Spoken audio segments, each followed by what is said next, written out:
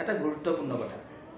আপোনাৰ ঘৰখনত বা আপোনাৰ ওচৰ চুবুৰীয়াত বা আপোনাৰ ওচৰে পাজৰে থকা পৰিয়ালবিলাকত শিশুৱে যেতিয়া কথা নুশুনে তেতিয়া আপুনি কি কৰে? ধৰা হ'ল আপোনাৰ ঘৰত এগৰাকী শিশু আছে, তেওঁ পঢ়াৰ সময়ত মনোযোগ দিয়া নাই, খোৱাৰ সময়ত বেছি মনোযোগ দিয়া নাই বা আপুনি কোৱা মতে কামবোৰ কৰা নাই, তেতিয়া কি কৰাটো উচিত?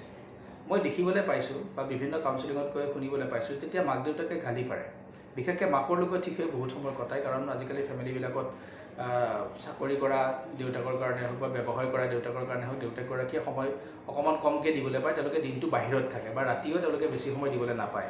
গতিকে শিশুগৰাকীয়ে বেছিভাগ সময় মাকৰ লগত কটায় বা পৰিয়ালৰ আন আন সদস্যৰ লগত কটায়।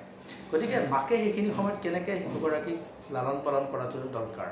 বহু ক্ষেত্ৰত দেখা যায় যেতিয়া শিশুগৰাকীয়ে পঢ়াত মনোযোগ নিদিয়ে বা বেছি সময় পঢ়িবলৈ চেষ্টা নকৰে বা পঢ়াৰ প্ৰতি ধাউতিটো নাহে, তেতিয়া গালি পাৰে।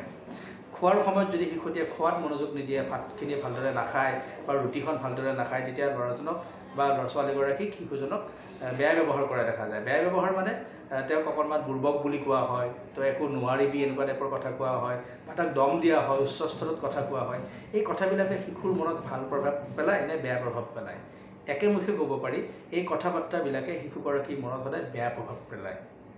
কিয়নো এগৰাকী শিশুৱে আমাৰ পৰা বিচাৰে প্ৰথম কথা মৰম, আৰু দ্বিতীয়তে বিচাৰে শিশুগৰাকীয়ে ৰেচপেক্ট। বহুতে ভাবে শিশুক ৰেচপেক্ট দিব নালাগে, শিশুক সন্মান দিব নালাগে, সেইটো নহয়। শিশুৱে এগৰাকী ডাঙৰ মানুহৰ পৰা বা অন্য মানুহৰ পৰা শিশু অৱস্থাত বিচৰা আটাইতকৈ প্ৰয়োজনীয় বস্তুটো হ'ল মৰম আৰু সন্মান। গতিকে শিশুক যদি মৰমত কোৱা যায়, সন্মান সহকাৰে কোৱা যায়, তেতিয়াহ'লে আজি নুশুনিলেও কিন্তু পিছলৈ সেই কথাটো শুনে।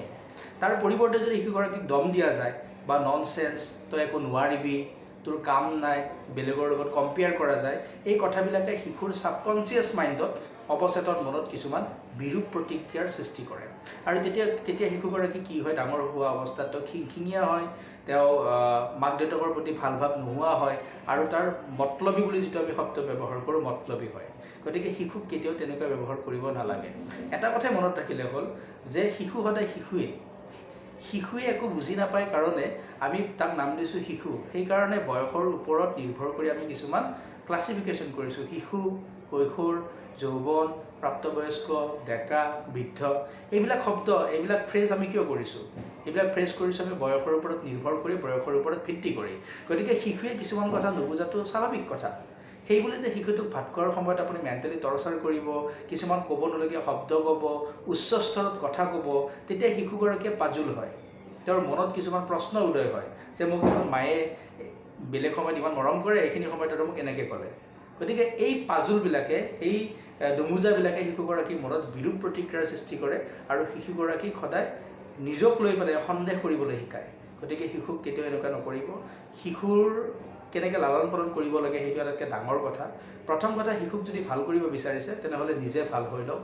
শিশুক যদি ভাল স্বভাৱ দিয়াৰ কথা ভাবিছে, শিশুৱে যদি ভাল স্বভাৱৰ দ্বাৰা জীৱনটো আগবাঢ়ি যোৱাটো বিচাৰিছে, আগতে আপুনি ভাল অভ্যাসৰ দ্বাৰা, ভাল স্বভাৱৰ দ্বাৰা নিজক পৰিচালিত কৰক। কিন্তু এটা কথা সদায় মনত ৰাখিব, শিশুৱে আপোনাৰ পৰা বিচাৰে মৰম আৰু সন্মান।